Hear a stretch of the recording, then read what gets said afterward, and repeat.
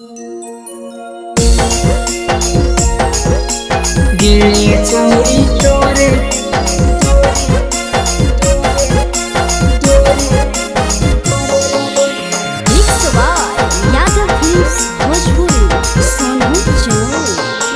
जमुई जिला में खोटे तहिया जेलावा गे छौरी तोरे करल केसावा। जमुई जिला में खोटे तहिया जेलावा गे छौरी तोरे करल केसावा। तोरे करल केसावा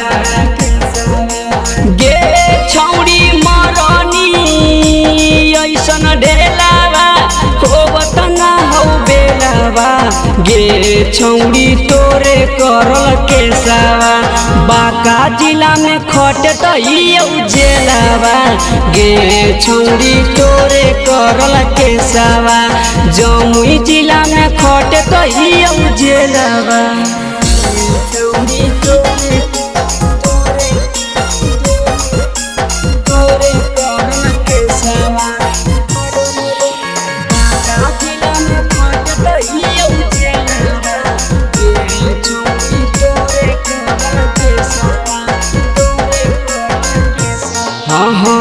तोरा चलती के तना खइयै पुलिस के मार गे लागो है चल जैतै फोकटे में जान गे। हे गे तोरा चलती के तना खइयै हवलदार के मार गे लागो है चल जैतै फोकटे में जान गे। गे छौरी काहे कोइली जमेलावा होवत ना बेलावा गे छौरी तोरे करल केसावा।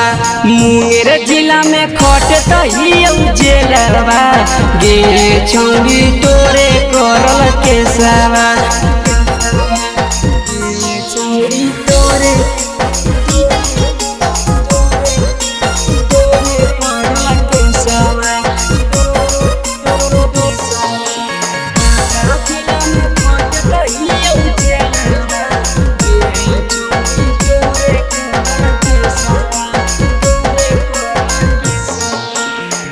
तोरे चक्कर में नंदन काटौ करेगा गे भूगले जुलूम छबड़ी रही हो तो तैयार गे।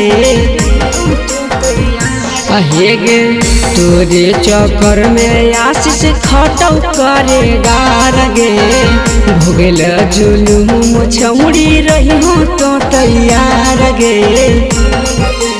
गे छौरी काहे कोइली खेलावा होवत ना बेलावा गे छौरी तोरे करल केसावा।